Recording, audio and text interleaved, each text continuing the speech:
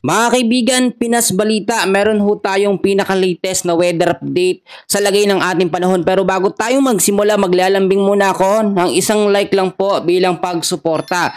So sa kasalukuyan hong update natin ay dalawang bagyo na ang ating minomonitor.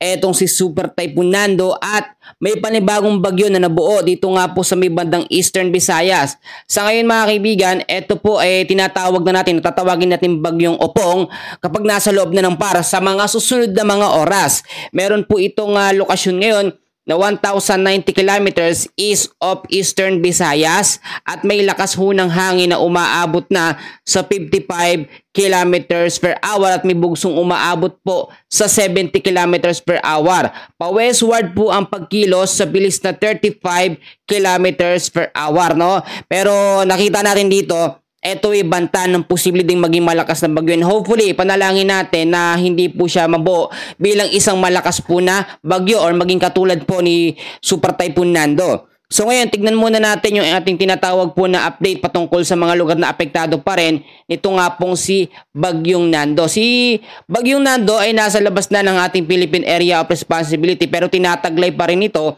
ang hangin po na umaabot ngayon sa 185 kilometers per hour. Malapit pa rin yan sa may gitna at may bugso na umaabot sa 230 kilometers per hour. May pagkilos po siya pa westward sa bilis na 20 kilometers per hour. Wala na ho tayong nakataas sa signal number 5 and number 4 sa ilang bahagi ng Luzon. Pero meron pa rin tayong signal number 3, 2 at 1. Unahin muna natin yung mga lugar pa rin na apektado ng signal number 3.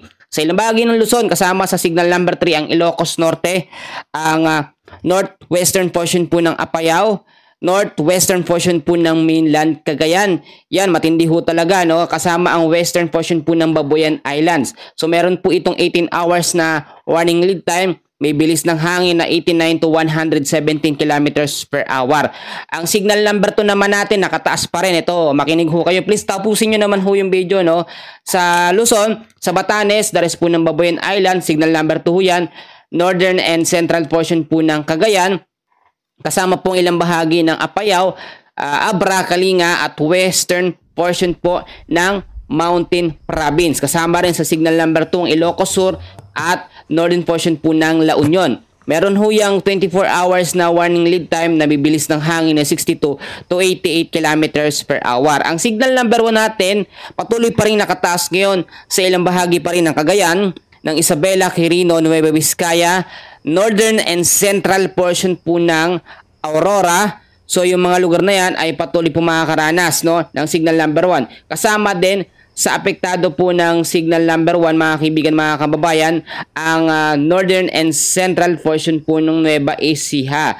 So meron po yung warning lead time na 36 hours. Baka nakalimutan ko, kasama rin sa Tarlac at kasama din po ang northern central portion po ng Tarlac sa signal number 1. So mag-ingat po tayo sa banta nitong si Bagyong Nando kahit po nasa labas siya ng ating Philippine Area of Responsibility.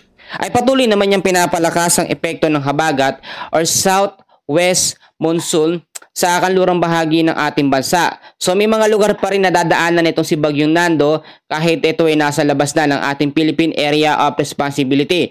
Mamayang alas 2 ng hapon ay dadaan po siya 475 kilometers west of Basco, Batanes. Sa labas na yan ng par at medyo humihina na ho siya.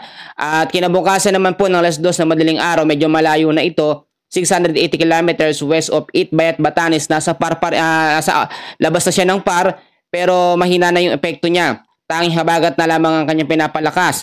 At pagdating naman po din, no, ng alas 2 ng hapon bukas, 920 kilometers west of extreme northern Luzon, outside Philippine Area of Responsibility na ho yan. At yung habagat na lamang din ang kanyang pinapalakas. So balikan natin mga kaibigan yan mamaya, no? Dahil po sa banta pa rin itong si Bagyong Nando at ng habagat, meron po tayong nakataas ngayon na heavy rainfall warning o yung mga dami ng pag-uulan. So unahin natin, ngayong araw po ng Martes, 100 to 200 mm sa dami ng pag-uulan sa Ilocos Norte ho, Ilocos Sur, La Union, Abra at sa may Benguet.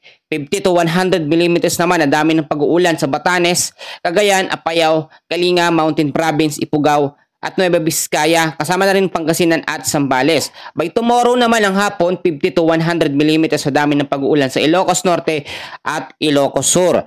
Dahil naman sa banta ng habagat, Ngayong araw meron tayong 50 to 100 mm sa dami ng pag-uulan sa Batangas po, sa Bataan at Occidental Mindoro. Kinabukasan naman 50 to 100 mm pa rin na dami ng pag-uulan sa La Union, Pangasinan, Benguet, Zambales, Bataan at Occidental Mindoro. So mag-ingat tayo mga kaibigan, mga kababayan, dahil kahit makalabas na kahit nasa labas na ng PAR, ito si Bagyong Nando, patuloy niyang pinapalakas po ang epekto ng habagat or southwest monsoon.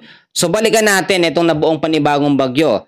Ito po itatawagin Bagyong Opong. Bale, pang 15 bagyo na ngayon 2025 at inaasahang huling bagyo ngayong September. At pagpasok na Oktubre, 2 hanggang 4 na bagyo naman ang ating nasa monitor list. So maging handa pa rin po tayo sa mga posibilidad na pwedeng mangyari. Marami nagtatanong sa atin kung ito nga po bang panibagong bagyo na nabuo ay magiging kasing lakas daw po ba nitong si Super Typhoon Nando at saan ba dadaan? Kung titignan natin sa pinaka-latest track, itong panibagong bagyo, tropical depression category pa lamang siya ngayon. So bago siya maging super typhoon, dadaan siya sa tropical storm, severe tropical storm, typhoon at sa typhoon category. Medyo malayo pa siya doon sa sinasabi nating malakas na bagyo dahil bumebelo pa yan. Ang nangyari kasi dito kaya mabilis siya na-develop dahil nakaugnay o natatamaan siya nung lakas ng hangin nga po ni Super Typhoon Nando kaya mabilis itong na-develop. Bukod dyan, ang habagat din ay nakakatulong para lumakas ito nga pong panibagong bagyo na ito. At kapag ka ito mas lumapit pa, dito po siya dadaan sa Eastern Visayas at ilang bahagi ho ng North Luzon. So maaapektuhan po yung mga lugar dyan mga kaibigan. Halos same ng dinaanan nito nga pong si Bagyong Nando. Pero ang mangyayari lamang dito, posible itong direktang maglandfall sa Eastern Visayas at tatagos papalabas sa west o sa kanlurang bahagi ng ating bansa. So yun yung scenario pinaka-worst. Yung pangalawang scenario natin dito, may chance naman itong mag-recurve, no? Bago siya makapasok o bago siya tumama sa ating Philippine landmass, ay lumihis pakanan at hindi po direkta tumama sa ating kalupaan. So ano man sa dalawang senaryo mangyari, palagi kayong mag-antabay sa lagay ng ating panahon. Tumutok no sa mga update at napaka-importante tulad niyan ngayon, malaking bahagi ng Metro Manila, ilang bahagi ng Visayas at Mindanao ay apektado pa rin ng Bagyong Nando, lalo na ng habagat mga kaibigan. Marami nagtatanong sa Eastern Visayas at Mindanao, ano daw ba yung lagay ng panahon diyan? Maulap at maulan pa rin mga kaibigan dahil po sa habagat at mga localized thunderstorms sa bandang hapon. Etong si Bagyong Nando, medyo malayo naman na siya. Yung habagat sa ngayon ng ating nararamdaman at nararanasan ng mga pag-uulan. Halos same ng epekto, no, yung habagat sa ginawang epekto nitong si Bagyong Nando dahil nandun yung lakas ni Bagyong Nando sa habagat. Sa ngayon, yan muna ang pinaka-latest natin. Huwag niyong kakalimutan na mag-like and subscribe. Maraming salamat po.